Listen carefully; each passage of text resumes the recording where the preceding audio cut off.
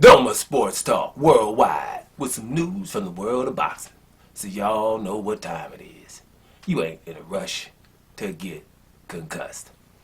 Now, let's talk about legends and legendary things that are going on right before our eyes, guys. We're in a legendary era in boxing, right? It's just what we consider to be legendary. Actually, you decide what's legendary, what you consider to be legendary in boxing. You guys kind of know here how I look at things when I'm paying attention to boxing.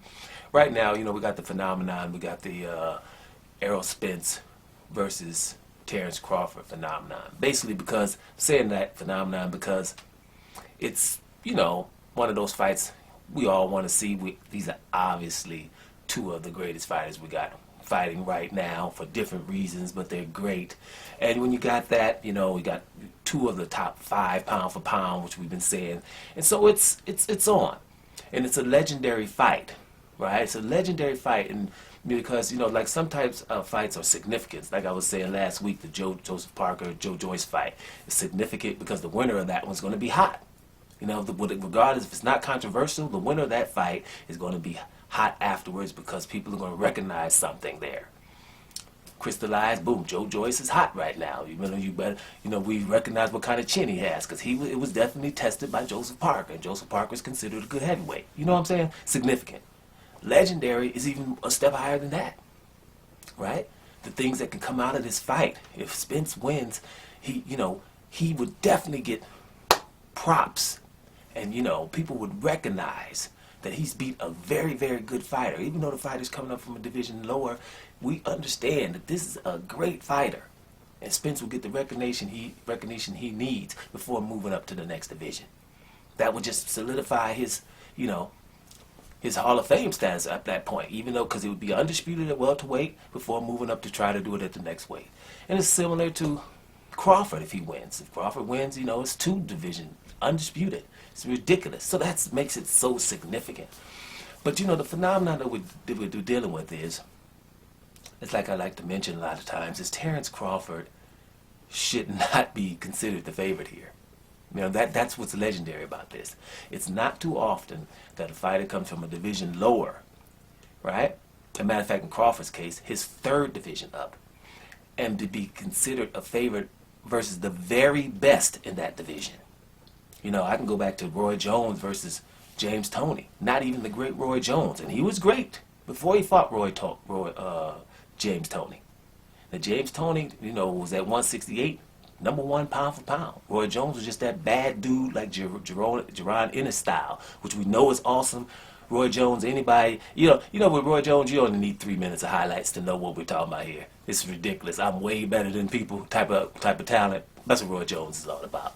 So that guy, but to move up to, you know, 168 to fight James Toney, who was also extremely gifted, right?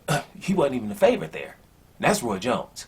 So Terence Crawford coming up from lightweight, baddest dude, undisputed at 140, going up to 147, you know, he wasn't going to be the favorite. He's supposed to be no favorite against these heavier guys. Maybe a couple of the other ones, maybe a Jeff Horn at the time, maybe even Jose Benavidez or a Mean Machine Kavalakas, that kind of thing, maybe. Even though those guys were undefeated as well, but not no damn, no damn Errol Spence, who is the best. And I've been just seeing most of these people coming out, and most people, I would say, you know, I don't want to put a number on it. I'm at least say 75% of the people, because I can't even really think of too many other than Hasim Rockman, and 1 or 2 others that, you know, thinking Spence. Most of the people in the boxing, you know, boxing area, let's just say area, are picking Crawford. That's incredible, people. That's how legendary and respected this guy is. You know, it's pretty much. Have you ever seen that right now? What kind of boxers right now would you think, you know, you go up the next division and fight the very best one in the division and be favored versus him? You know, do some thinking. I don't know right now in boxing. So that's very telling. Maybe somebody going up from 135 to fight. Maybe that's where you could probably find one in the division 135 right now, lightweight division, going up to 140 right now. Well, the very best would have to be maybe Josh Taylor slashed my boy Regis Prograis, especially if he wins his next fight. Those two guys. Maybe someone from 135 if it was a Devin Haney with so much skill, right? That you would say, okay, but the favorite, I'm not sure. Because anybody else coming from 135 against their show ain't going to be Teofimo Lopez or Graber Garcia. So I'm not saying, I'm just speculating there, getting off point. But my point is, it's very rare that you're going to see somebody coming up from division below once you get over 126.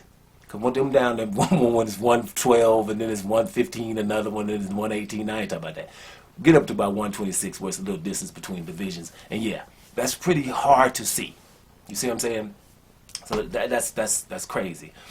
And here's something also about Spence, about Terence Crawford, right? That I only been saying, right? I know it's a lot of people don't believe that, but this is why it's so phenomenal to me, and that's why he's a legend. Not because he's gonna achieve it, but he wants to achieve it. We keep talking about Terence Crawford. If he gets this welterweight from Errol Spence, he'll go up to fight Jermell Charlo and try to become 3-division undisputed, which is ludicrous, right? But here's the deal. A fighter, Saddam Ali, pretty good fighter. I think he's 27-3. Saddam Ali, pretty good fighter, welterweight, junior middleweight fighter, right? He's came out. Matter of fact, he has a win over Terence Crawford in the amateurs. But he says he thinks Terence Crawford can beat Spence barely, right? 55-45, because everybody who says Terence Crawford over Spence is giving Spence top respect, right?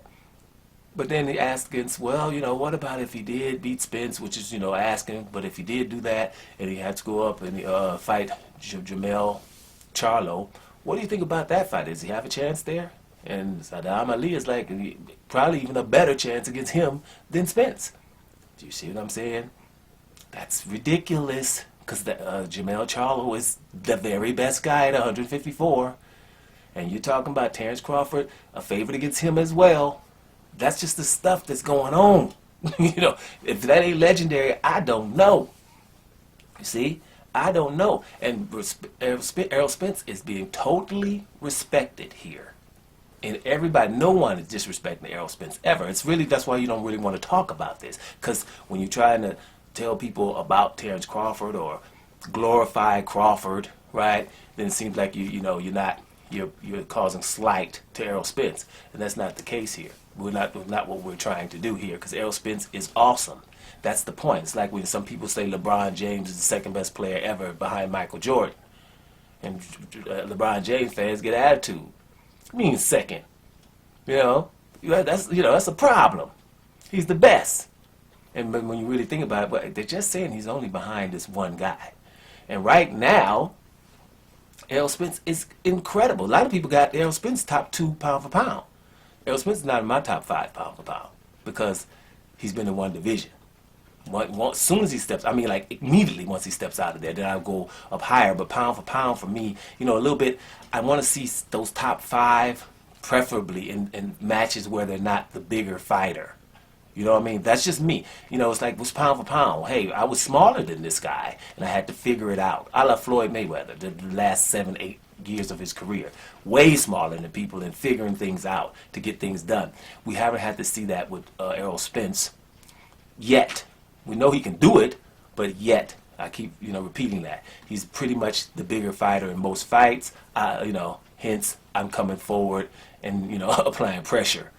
I can. That's not going to happen if he goes up to 160, right? He's going to have to then show the other skills that we know he possesses, but he hasn't had to show them yet. So that's the reason why he wouldn't be in my top 5 pound for pound, but in terms of talent, yes. The hell we talking about? So this is one of them videos, man. I can go on all day about this because I was just, seeing some things. I watched some interviews and stuff, and it's like, man, there's a lot of people had got Terence Crawford. That's a lot of respect, and I like to make sure that we recognize some of the legendary things that we see in boxing that's going on now. The things that Devin Haney had to do in the lightweight division to go get undisputed. That's legendary when you know all the details of how it had to go down and what he tried to do to become undisputed. Terence Crawford trying to become undisputed in his second weight division and telling us beforehand I would go to try to get a third one. That's legendary, people. Stuff you you're gonna have to watch, you know. So we'll leave it right there. But I'm just saying, it's ridiculous. It's tremendous that people are saying Terence Crawford is a favorite versus Errol Spence, because Errol Spence is all that in a bag of chips. Doma Sports Talk Worldwide. And I'm up out of here, y'all.